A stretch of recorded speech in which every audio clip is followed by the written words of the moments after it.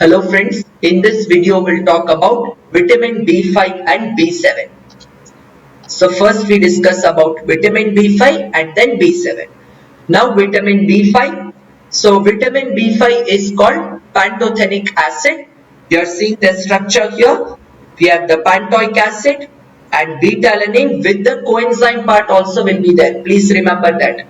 CoA also will be included or coenzyme A, right? This is the structure you are observing.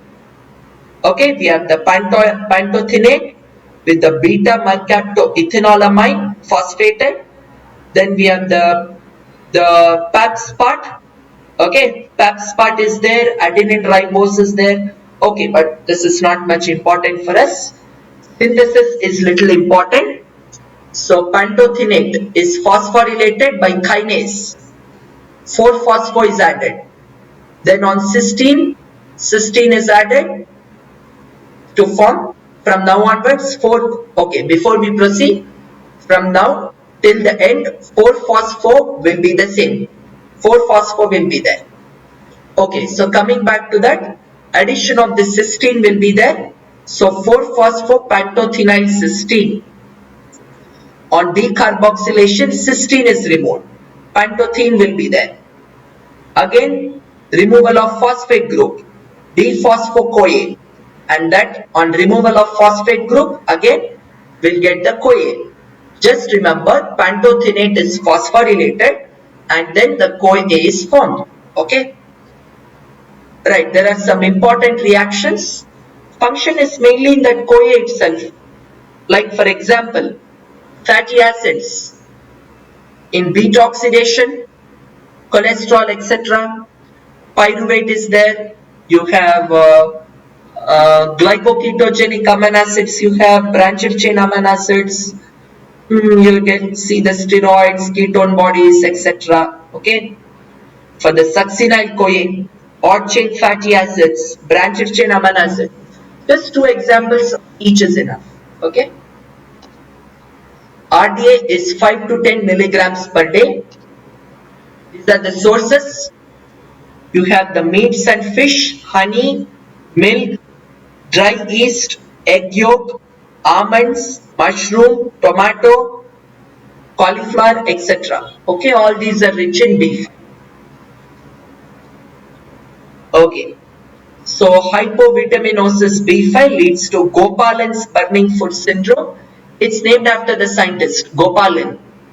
He's an Indian scientist, Gopalan. So according to this, what will be caused is severe and radiating pain or simply paresthesia. Yeah, paresthesia and a staggered gait. And there will be numbness of the fingers, tingling sensation will be there, pins and needle sensation also observed. Okay, that was about B5. Now we come to B7. B7 is biotin. We have the thiophene, the imidazole. Yeah, imidazole, thiophene attached to the lysine side chain. So the discoverer photo is here. His name is Vincent du Vignoud. Okay, Vincent du Vignoud. Okay, right. So the main role of the biotin will be in the carboxylation reaction. It can be or cannot be dependent on carbon dioxide. Let's see if dependent, what is the consequence. If dependent, conversion of acetyl to malonyl CoA. Okay. And another example we can take, or one example is enough. Right. And independent. Independent, especially CPS. Yeah, the CPS in the urea and pyrimidine synthesis. Okay.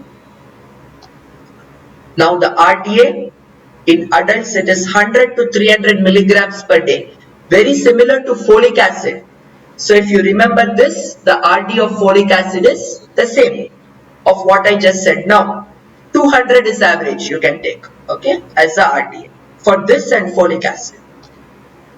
Sources we can see here, that is the peanuts. Okay, you have the groundnuts, you have the walnut, carrots, all the nuts. Okay, the nuts, vegetables, carrots, onion, tomato. You are finding sweet potato, and here you can find what is that? You can find the animal meats like chicken, beef, pork, mutton. Okay, especially the non-vegetarians who like to eat this, right? So they love to eat this mutton, chicken, and all these things, right? So this is all rich in the biotin, the sources. Okay. So the deficiency causes anemia, loss of appetite, dermatitis, and glossitis. Just remember for vitamin B2 and B9, B12. Okay, just out of that, these are the very common ones. It is common to that also. Okay, just remember any 2, 3 like anemia, dermatitis, glossitis. Enough. Okay, right. So references from where I took the pictures.